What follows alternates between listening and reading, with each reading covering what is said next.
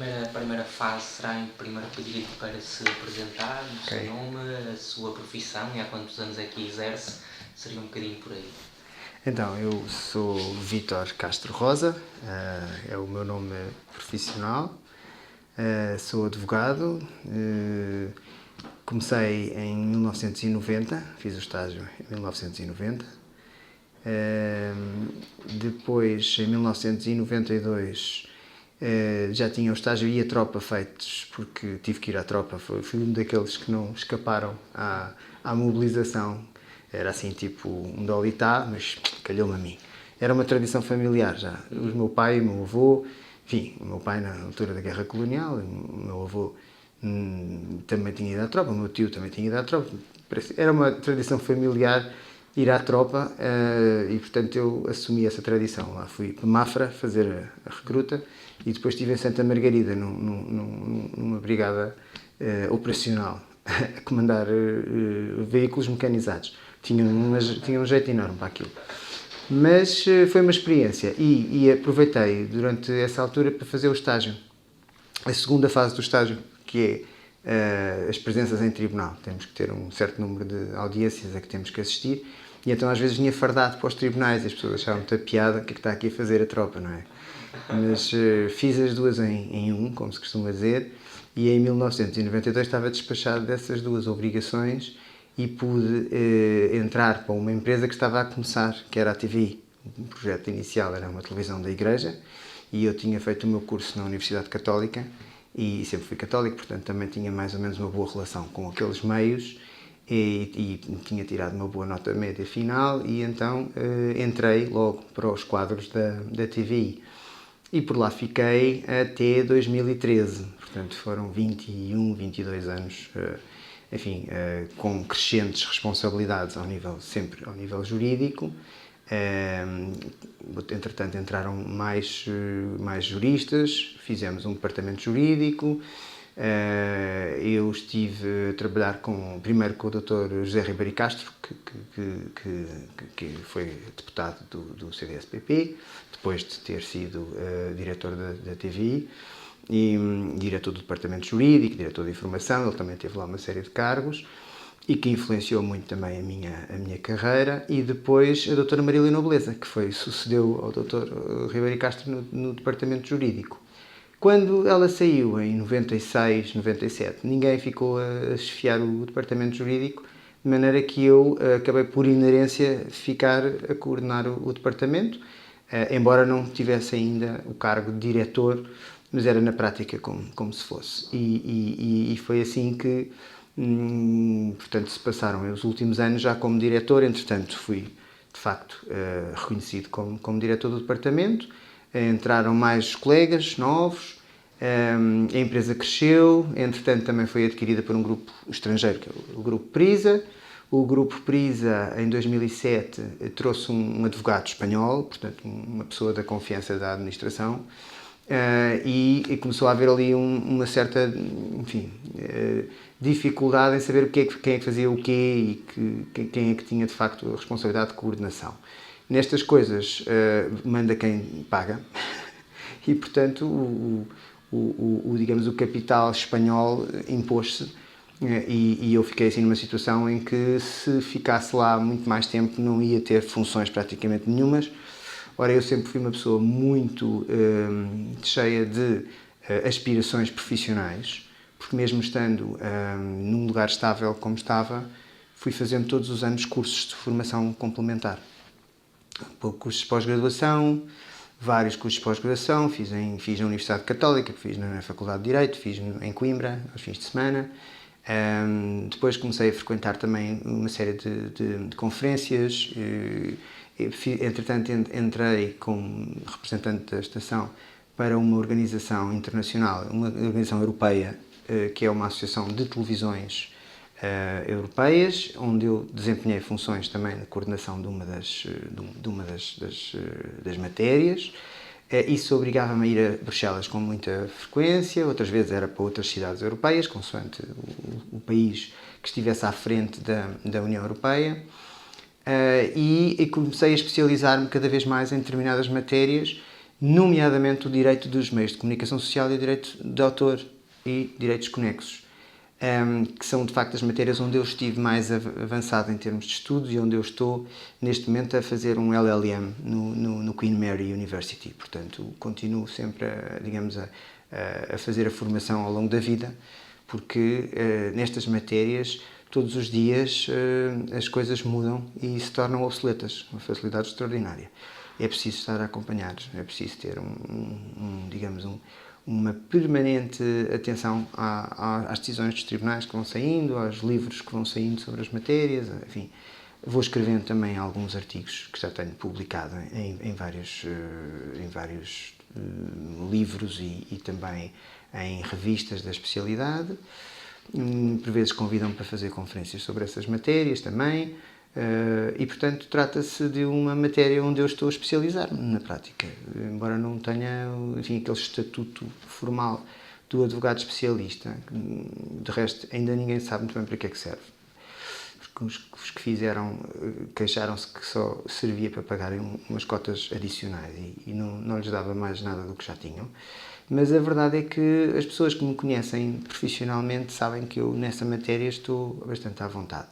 Entretanto, também faço parte de algumas associações que cultivam o direito de autor, como seja a Círculo de Autor, que em Portugal representa uma grande organização internacional de direitos de autor, que é a ALAI, foi fundada no século XVIII por Victor Hugo, portanto é uma coisa que tem uma grande implantação a nível académico.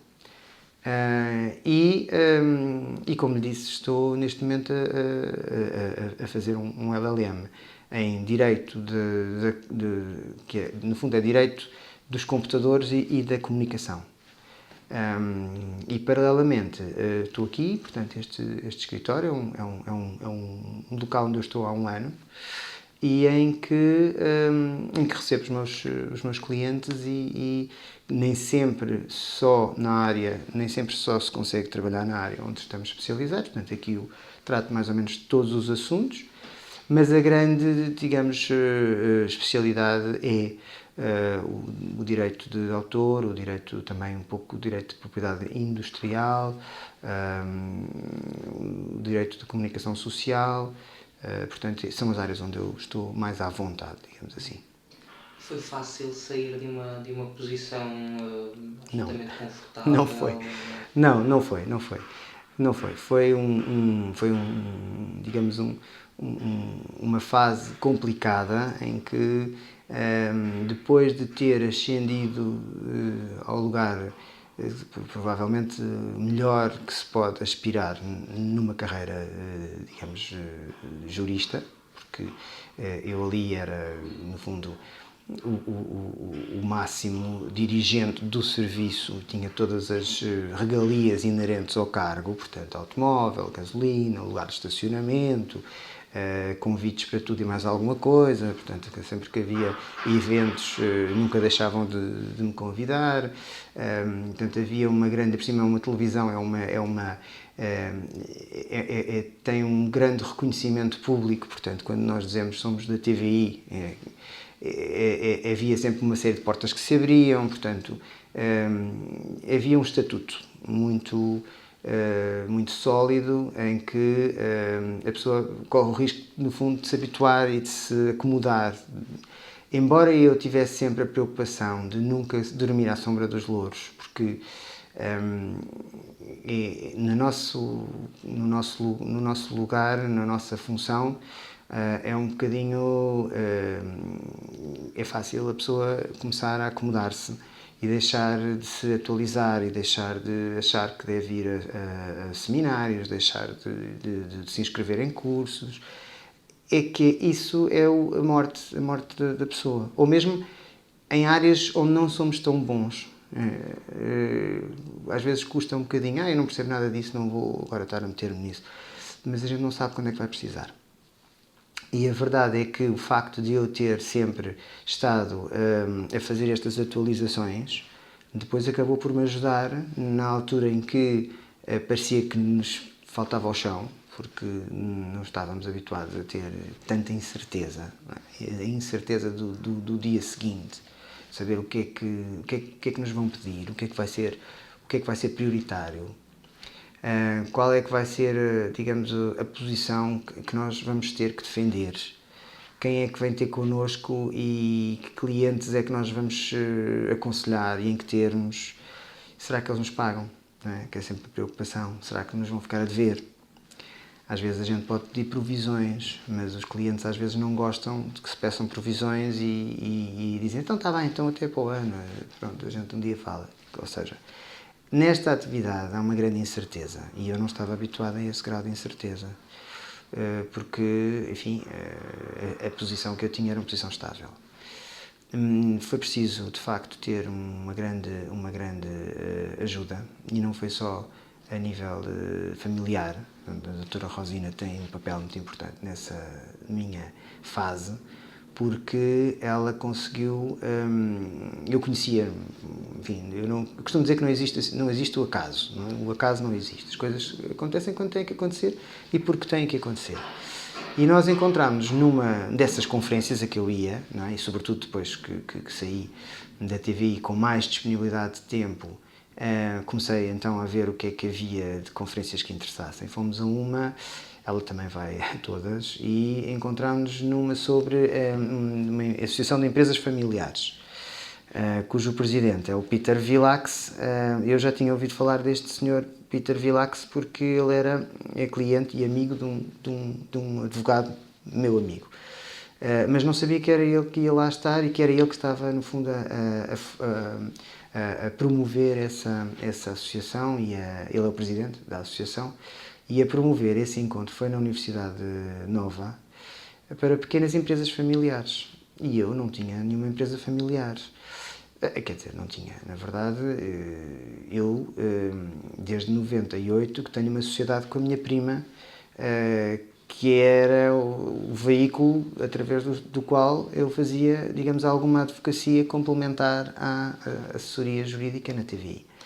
E, portanto, podia dizer que tinha uma empresa familiar, e lá dizia, representa a minha sociedade, Castro Rosa e Associados e tal, Sociedade de Advogados, e gosto de aprofundar estes temas das sociedades familiares, etc., componentes fiscais e comerciais e tal.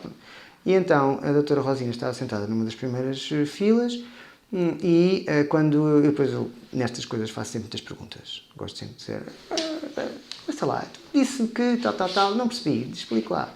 Tenho sempre um bocado de vontade de intervir, não gosto nada quando as pessoas ficam todas caladas, parece que aquilo não tem interesse. No fundo, as pessoas têm um certo receio de se manifestarem porque acham que os outros vão todos criticá-las porque não perceberam ou porque sabem pouco, ou não sei o quê. Mas quando estamos nessas conferências, o nosso papel é de tornar aquilo vivo e interessante e, portanto, fazer perguntas. E dão na sequência de umas perguntas que eu já nem me lembro quais foram, a doutora Rosina vem ter comigo e diz, isso é muito interessante, essa sua pergunta, porque eu também tenho um projeto de tal, uma consultora, não sei o quê mais, era capaz de ter interesse, trocarmos contactos, etc, não sei o quê. E então ficou a partir daí.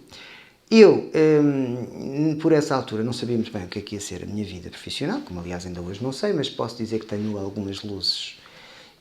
E ela, e disse-lhe assim, eu tenho neste momento, enfim, mais tempo, porque não estou a trabalhar como estava, e eu sou administrador de umas instalações, uma espécie de um condomínio onde vivo, que tem uma piscina, um ginásio, uma sala de festas. Gostava de transformar aquilo numa coisa mais profissional. Portanto, em vez de ser uma coisa que se faz assim, tipo, aos fins de semana e quando dá tempo, gostava que aquilo se transformasse numa coisa que pode eventualmente até ser um trampolim para uma empresa. E ela ajudou-me nessa fase, porque foi preciso fazer uma série de coisas que aquilo não tinha, contactar fornecedores, negociar contratos, nomeadamente de energia, contactar, pedir orçamentos, fazer planos de atividades, preparar assembleias gerais, toda a logística necessária para pôr aquilo a funcionar como se fosse uma empresa, que não é. Pronto, mas são 110 condóminos, portanto ainda tem, digamos, algum volume de trabalho. e ela sempre, digamos, me encorajou no sentido de, apesar de não ser a minha área de atividade, é qualquer coisa que eu tinha que mostrar a mim próprio que era capaz de fazer. E ela digamos, ela mostrou-me que se nós nos, digamos, apostarmos em determinadas tarefas, que mesmo que não sejam da nossa área, com uma autoconfiança que ela me incutiu um bocadinho, porque eu tinha receio de me aventurar em áreas que não são da minha especialidade, e ela incutiu-me essa, digamos, essa coragem e disse: tu vais ser capaz, vais ver que daqui a 1 ou 2 anos tu dominas isto tudo. E desde comprar software de contabilidade, contabilizar 7 anos que estavam perdidos, enfim, em termos de contabilidade, fazer, digamos, a relação com os fornecedores, com os trabalhadores, portanto, falar com eles, perceber os problemas deles, perceber o que é que era crítico, o que é que era importante, discernir as várias prioridades. E, no fundo, quando cheguei ao fim, também ela me ajudou a perceber que aquilo tinha sido importante para eu mostrar que sou capaz, mas que aquilo não era futuro. Não era futuro. Aquilo é uma coisa muito pequena, não tem vocação comercial e as pessoas também não são muito receptivas a uma postura mais empresarial. Não querem, não querem. Querem aquilo, enfim, small is beautiful. Não querem aquilo para exploração comercial, não querem aquilo como trampolim para uma atividade qualquer. Querem ter aquilo ali de lado para quando lhes apetece irem lá passear, etc. Não sei o quê. Portanto, aquilo não ia dar muito futuro. Mas foi importante, pelo menos, porque eu, durante aquele tempo, apostei que aquilo havia de ser feito e consegui fazer, graças a ela. Ela ia ter comigo, ia me ajudar. Então vamos lá ver o que é hoje para fazer. Vamos negociar o contrato de eletricidade. Então vamos ver as propostas no mercado. Então vamos ver não sei o quê. Quer dizer, eu sem ela, como as outras pessoas que lá estavam não tinham, de facto, condições, nem preparação, nem vontade, nem tempo para me ajudarem no que é que fosse, ela foi o meu braço direito para eu poder, no fundo, agora entregar, porque eu não vou continuar aquilo, é um bocadinho time consuming, não se justifica, mas pelo menos posso entregar o trabalho feito a quem vier e está aqui, está tudo contabilizado, está tudo renegociado, os fornecedores são estes, nós conseguimos estas tarifas, portanto, ela foi determinante nesse aspecto. Mas ela sempre me disse, uma coisa que eu hoje tenho por certíssima, que eu nunca deixasse de apostar na minha área de especialidade. Mesmo que as coisas num determinado momento parecessem pouco sólidas na área onde eu estava especializado, era de certa forma um desperdício todo o tempo que eu tive a investir nisso e agora mudar de atividade. De maneira que ela fez com que eu me apostasse e centrasse na área da propriedade intelectual. Curiosamente, enfim, eu continuo a dizer que as coisas não são por acaso. Agora mesmo, antes do fim do ano, foi-me feita uma proposta para trabalhar essencialmente nessas matérias. Portanto, se eu neste momento quiser largar as outras questões e apostar apenas na área da propriedade intelectual, já existe, digamos, um caminho para mim que me pode garantir que não me disperse. Que é muito importante nestas coisas, quando nós ficamos sem chão e não sabemos o que é que vai ser o dia da manhã, o pior que pode acontecer é a pessoa dispersar-se. Querer fazer tudo, querer ir a todas. Depois não se faz nada bem. Mas como a pessoa não sabe o que é que vai dar, a tendência é efetivamente atirar-se a tudo. Ela sempre me centrou. E, não, tu és um advogado de propriedade intelectual e a tua matéria é uma matéria que também não há assim tantos em Portugal. Portanto, vais-te concentrar aqui, vais fazer isto e vais ver que vai dar frutos essa tua especialidade. E ela tem razão. De facto, neste momento já começa a ver um bocadinho a luz ao fundo do túnel para poder apostar nesta área e fazer tudo aquilo que ela disse que eu deveria fazer, que é, de facto, escrever artigos, eventualmente escrever livros, conferências, organizar conferências, fazer, digamos, um blog, que é um projeto que eu tenho que pôr em prática, um blog destas matérias de direito de propriedade intelectual, servir, no fundo, de referência em Portugal para os os colegas e os clientes que quiserem saber mais sobre esta matéria ou que tiverem problemas concretos nesta matéria. E nesse aspecto estou grato à doutora Rosina porque ela de facto centrou-me e puxou-me um bocadinho os pés para a terra. Está então com desafios novos. Como é que se posiciona perante eles? Bom, é sempre aliciante quando se abrem novas portas e quando se vê que o trabalho que se fez durante todos estes anos agora tem um sentido, não se vai deitar fora. Eu estive desde sempre alinhado com os titulares de direitos, portanto, enfim, embora curiosamente uma estação de televisão é simultaneamente uma grande utilizadora de direitos de autor de outros e também uma titular de direitos próprios. Portanto, eu estava dos dois lados, muitas vezes a negociar como titular de direitos e outras vezes a negociar como comprador de direitos de outros. Mas o que é mais interessante é que eu, nessas negociações, tinha como interlocutores as sociedades de gestão coletiva, que são as entidades que gerem os direitos de autor e conexos em Portugal. E como eu estava a defender os interesses da minha dama na altura, que era a estação de televisão, é claro que a minha preocupação era negociar que pagássemos o mínimo possível para que tudo ficasse, digamos, os custos não ultrapassassem os determinados limites. Essa era a minha função, era aquilo que eu tinha que fazer. Mas o que é engraçado é que depois de eu sair da minha, digamos, cadeira confortável de diretor de serviços jurídicos, as entidades que me vieram dar a mão e buscar no sentido de trabalhar com elas foram justamente essas entidades a quem eu tinha andado, no fundo, a negociarem tarifas mínimas. Portanto, reconheceram todas elas, sem exceção, que a negociação tinha sido leal, não teria havido, enfim, engano, que percebiam a minha função, estava ali para defender, enfim, a estação de televisão e que tinham gostado da forma como eu tinha abordado as questões, reconheciam que eu estudava as matérias, que não ia para lá, enfim, com coisas coladas ou mal estudadas e, portanto, em suma, queriam que eu trabalhasse com elas.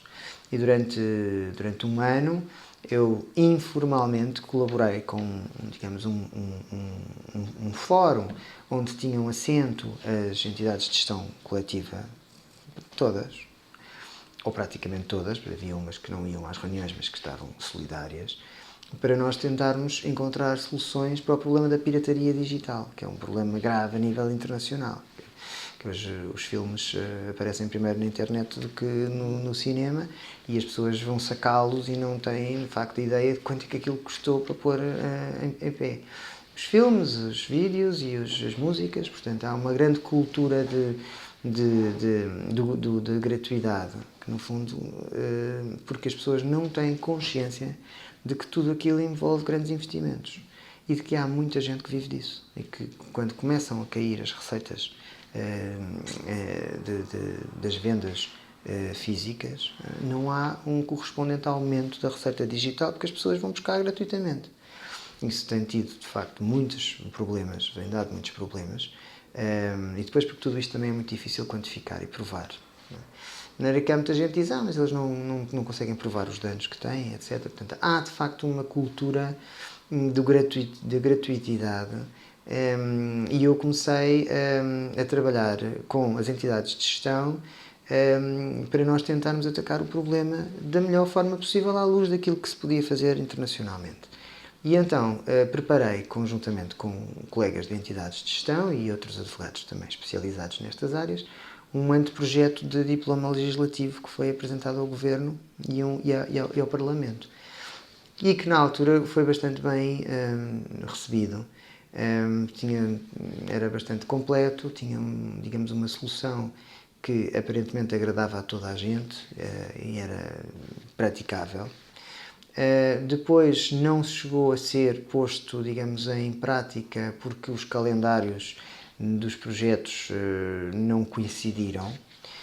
Mas levou, digamos, a que houvesse, ainda no governo anterior, uma outra perspectiva sobre o combate à pirataria. E, embora não se tenha implementado aquele projeto que eu fiz, criou-se uma plataforma de acordo entre os operadores de internet e os titulares de direitos de autor e conexos e outras entidades que depois também se associaram porque acharam que deviam ficar na fotografia e ainda bem, pronto.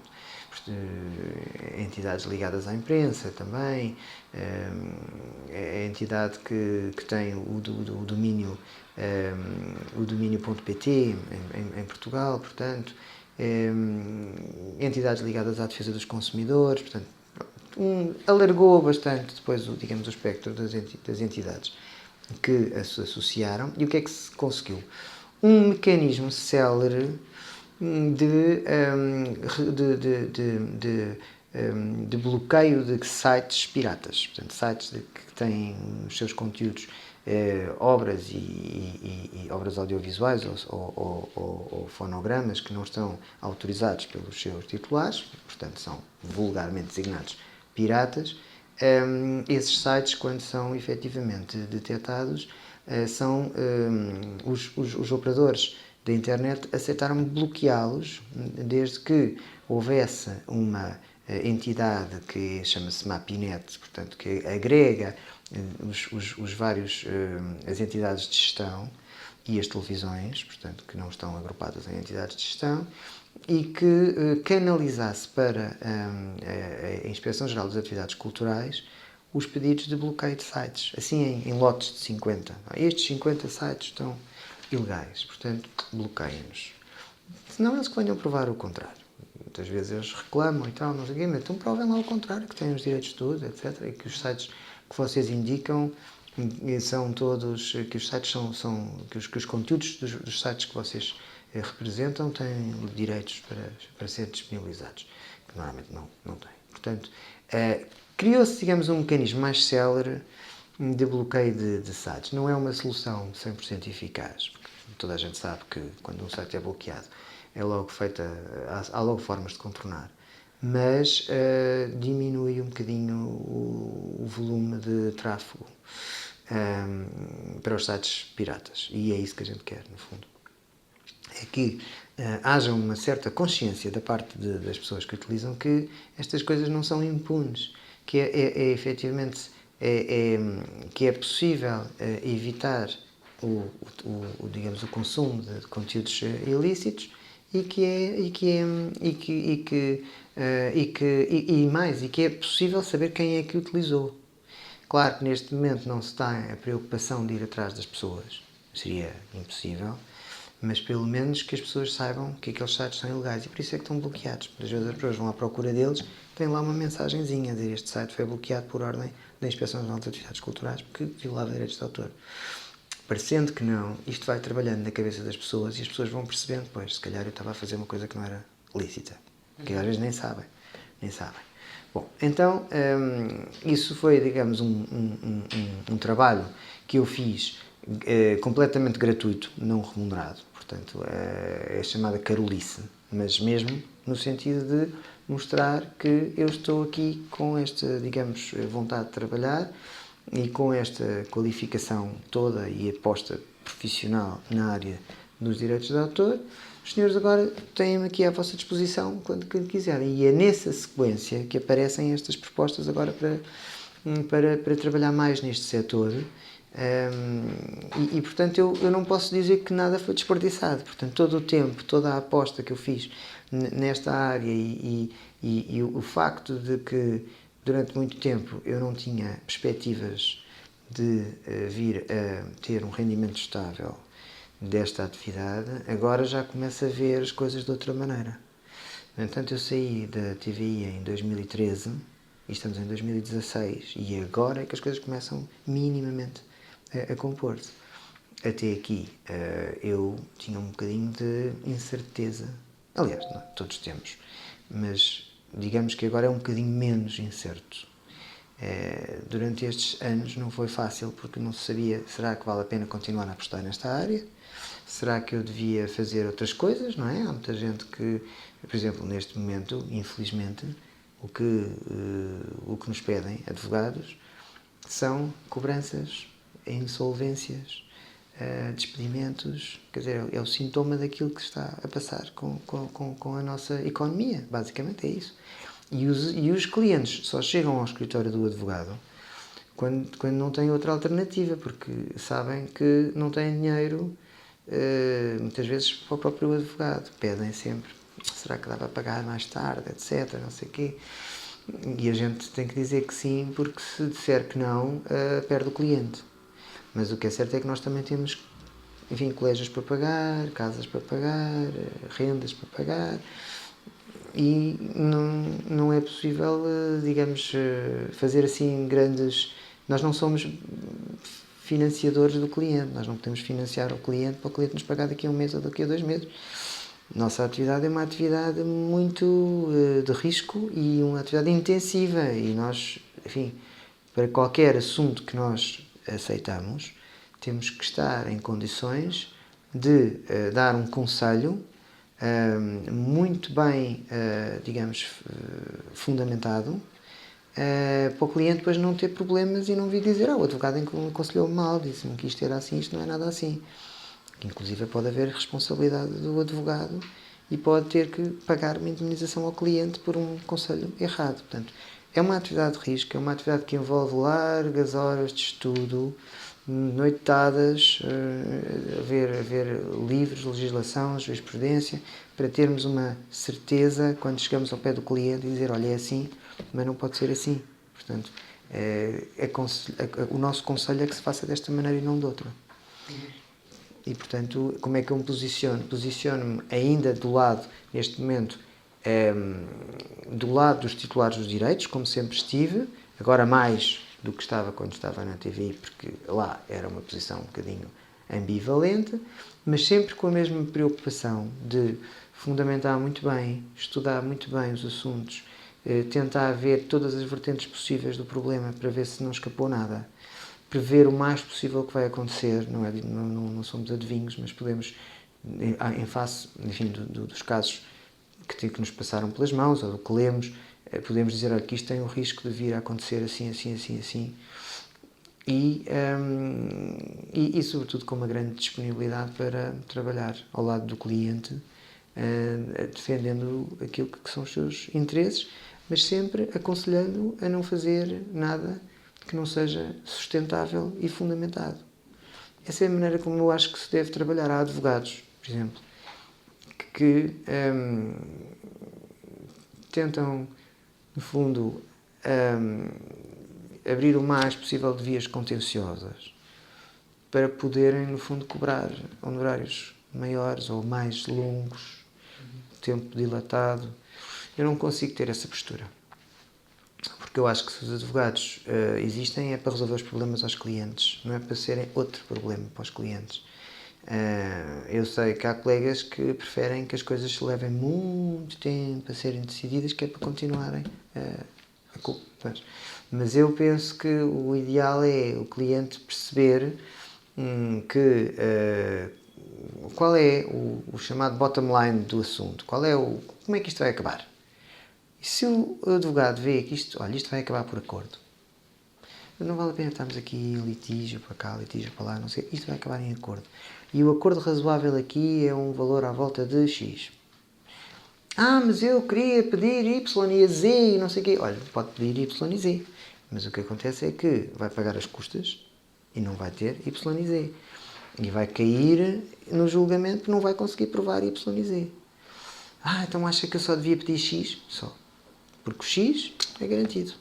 Agora, se for pedir X mais Y mais Z, é capaz de... Eles começam, no fundo, vão discutir-lhe o que não interessa e não vai conseguir dar uma boa impressão, uma impressão de solidez, uma impressão de que só está a pedir aquilo a que tem direito. Vão sempre achar que está a pedir a mais. E não lhe vão dar a mais, garantidamente. Porque os tribunais portugueses são muito... Quer dizer, já foram mais, mas ainda são muito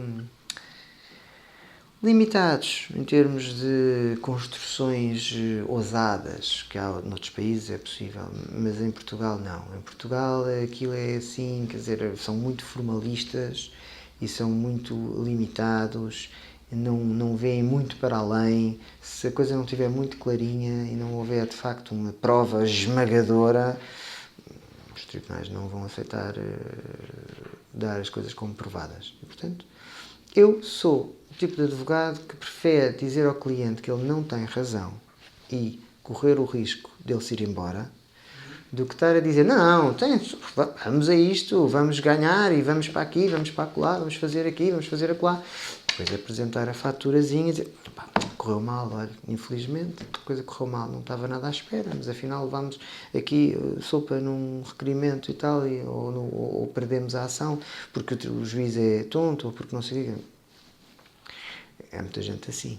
Não, eu não tenho essa postura. Se calhar é porque eu de facto nunca tive que advogar para viver. Não é? Agora nesta última fase tenho tido que advogar para viver, mas durante estes 20 anos nunca foi preciso, digamos, depender do litígio, depender do contencioso. Eu sou um advogado muito mais das conciliações, de acordos, de tentar que as pessoas se entendam, do que ir para tribunal por tudo e por nada. Não gosto, não é o meu feitio, mas reconheço que há colegas que não, é preciso ir para a luta e vamos aqui, vamos acolá, vamos não sei o quê, iniciando quantos processos forem possíveis e mais não sei o quê. Depois as coisas não correm bem e é só custas e depois apresentam a nota dos honorários. Fizemos isto tudo assim. Mas qual foi o resultado? Nada, não tivemos sorte. Mas fizemos isto assim, pague-nos. Mas isso são posturas, não é? Mesmo para terminar, é só perguntar-lhe quais é que são as vantagens da doutora Rosina nesta área da gestão pessoal. Bom, é exatamente a nível da confiança e da capacitação que ela dá. Ela consegue, muitas vezes, desdramatizar as questões, relativizar as coisas. Ela tem, digamos, ela tem uma grande componente humana. E na sua vida, na sua experiência, vê-se que ela de facto vive aquilo que recomenda às pessoas. Ela está especialmente vocacionada para a área da literacia financeira, onde ela também dá cursos, e isso serve para fazer com que as pessoas avaliem bem, digamos, os seus gastos e as suas e equacionem como é que podem economizar na sua vida diária e na sua família. E ela consegue sempre, digamos, com uma boa disposição que lhe é característica, desmontar as nossas falsas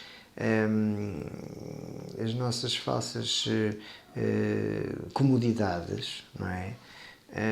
Quer dizer, quando se atinge um determinado patamar de conforto, a pessoa quase que não pensa em, por exemplo, andar de transportes públicos.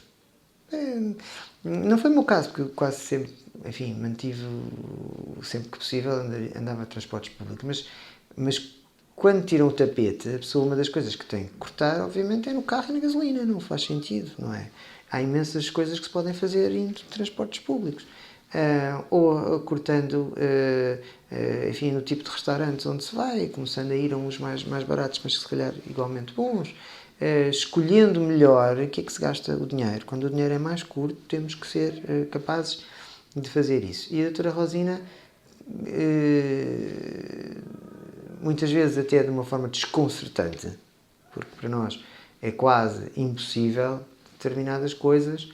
Quer dizer, um advogado tem que vestir minimamente bem, não pode descurar a sua apresentação. Não é uma coisa essencial, mas aos olhos da sociedade faz um bocadinho de confusão se o advogado não tiver uma boa uma boa apresentação. No entanto, nós sabemos que isso não é o essencial. Portanto, numa reunião onde não esteja um cliente, ou onde estejam só colegas, onde estejamos só a trabalhar, enfim, não é preciso, não é? E, portanto, aí pode-se poupar alguma coisa, enfim. Esse é só um exemplo, não é? Como há pouco também nas deslocações. E as coisas que para ela são absolutamente normais, porque ela há muito tempo está habituada a gastar pouco, não é? Para nós, às vezes, fazem-nos um bocadinho de confusão, mas ela tem razão, porque as coisas essenciais são as relações humanas, a afetividade, a forma como nós damos prioridade à família, ou como damos prioridade às pessoas. E ela vê sempre um bocadinho esse lado. Como ela também... Acha que se escurava um bocadinho essa parte quando tinha Sim, trabalho? seguramente. Eu saía de manhã cedo e chegava tardíssimo. E depois já chegava sem paciência nenhuma. Uma das grandes, enfim, vantagens de passar a um regime de profissional liberal é que eu pude acompanhar o meu filho nesta fase, pude e posso acompanhar o meu filho numa fase, ele tem 7 anos, portanto está a começar a escolaridade, portanto o ano passado fez o primeiro ano e este ano está a fazer o segundo, portanto quer dizer que no momento em que ele começa a sério, não é, a escolaridade, eu estou em condições de o poder acompanhar mais, de lhe dar algum tempo, de estar em casa mais tempo para ele, e isso tem sido decisivo. Portanto, o que eu estava a perder, porque de facto entrar no trabalho às 9 ou às 10 e sair às 20, muitas vezes às 21, não dá muita saúde em termos familiares. E depois a pessoa chega ao fim de semana cansadíssima e não tem paciência para as coisas da vida familiar. E a doutora Rosina centra um bocadinho e diz, olha lá, o que é importante é tu, é a tua família, é o teu bem-estar, é a tua saúde, é a tua alimentação, o trabalho. É uma coisa secundária. Portanto, tem que ser QB. Tem que ser QB. Não pode ser obsessivo. E nós corremos um bocadinho o risco de ser um bocado obcecados com o nosso trabalho. Não acaba quando chegamos a casa. Ainda vamos com uma série de coisas para resolver e às vezes não dormimos à noite a pensar como é que se dá a volta àquele problema que não é fácil e tal, não sei o quê. E ainda vamos para casa ler, agora então com a internet e com os iPads e com os telemóveis, estamos sempre ligados à net, sempre. Qualquer bocadinho serve para vou ver, consultar aqui uma decisão do tribunal ou um estudo que saiu sobre a matéria, não sei o quê. Sempre. E isso, se nós não tivermos uma grande disciplina, e eu estou a construir essa disciplina porque também às vezes também fujo um bocadinho a essa ideia, mas saber que das tantas às tantas é quase como proibitivo trabalhar, porque é o tempo que a família precisa. Ou ao fim de semana, ou num dia por semana, portanto um dia de fim de semana, nesse dia não se pode estudar, não vale a pena, não se pode trabalhar, é um dia que dedicamos à família. Ou então se vamos de férias, já me aconteceu ir de férias e levar trabalho e ter que trabalhar à noite e ir para a praia durante o dia. Mas foi possível, teve que ser, portanto, e correu bem. Eu tive dúvidas, será que isto vai correr bem? Mas tinha prazos e tinha que trabalhar. Portanto, estudava à noite e depois, durante o dia, ia uns X horas para a praia com a família, como se não tivesse férias. Às vezes tem que se fazer esses sacrifícios, mas de qualquer maneira, tudo a pessoa se habitua, tudo a pessoa consegue. É preciso, de facto, ter uma noção muito forte das prioridades. E nesta fase em que parece haver uma desorientação grande, se a pessoa não tiver muito claro o que é que vem primeiro, não é? Mesmo a nível de trabalho, saber sempre qual é o cliente a que nós temos agora que dar mais atenção, qual é o cliente que neste momento está a pedir mais prioridade, qual é o cliente que nós neste momento temos que fidelizar para ver se conseguimos mais trabalho, quais são os prazos a que temos que responder. Quer dizer, se nós não tivermos uma noção muito clara desta hierarquia, facilmente nos dispersamos com tanta coisa que há para fazer e tanta coisa que se podia fazer porque não se sabe muito bem o que é que vai ser o futuro. O risco é da pessoa não conseguir fazer nada, é arrebentar e ter uma depressão e entrar completamente a desorientar. E a doutora Rosina sempre ajudou muito a centrar, definir prioridades, chamar à terra quando começamos em grandes elucubrações, porque isto pode correr mal e porque se calhar não vou conseguir fazer tanto. Lá, o que é importante? Família, saúde, portanto o trabalho é secundário. Não é? É secundário, é um instrumento. E portanto, às vezes é desconcertante. Ela diz, olha, hoje não vais trabalhar mais, tiras o dia, vais com a tua mulher e o teu filho passear. Oh, mas eu estou cheio de trabalho. Acabou. Não, agora vais mesmo. Ou então, como ela está sempre a dizer, que isso é uma coisa que eu ainda não consegui, todos os dias fazer meditação. Oh, Rosina, eu essa ainda não consegui. Vais ver como isso é importante para te centrares um bocadinho em silêncio, e eu acho que ela tem razão. É uma questão que ainda não trabalhei o suficiente, mas percebo que ela tem razão. Às vezes basta um bocadinho a pessoa centrar-se e para tudo correr bem. Para tudo correr bem, porque se a pessoa entrar em parafuso com tantas solicitações e tantas coisas que é preciso fazer, tudo parece que vem ao mesmo tempo. Se a pessoa não se centrar naquilo que é verdadeiramente importante e em si própria, no sentido que tem que ter algum tempo para si, porque afinal de contas nós damos tempo à família, damos tempo aos clientes, damos tempo ao estudo, damos tempo às pessoas que precisam de nós, e quando é que está o tempo para nós? Não é? Nunca dá. Até porque a pessoa, quando quer fazer alguma coisa para si, adormece, está tão cansada, acaba por não... E ela tem sempre dito, não, é preciso tirar um bocadinho de tempo para nós, todos os dias, é preciso a pessoa centrar-se um bocado em si própria, porque se não houver pelo menos esse bocadinho, a pessoa corre o risco de ser esmagada pelo conjunto de solicitações que tem. E isso é uma ajuda preciosa e importante que ela tem dado. Ok, muito obrigado. Acho que foi bastante bem. Ainda bem. Muito obrigado.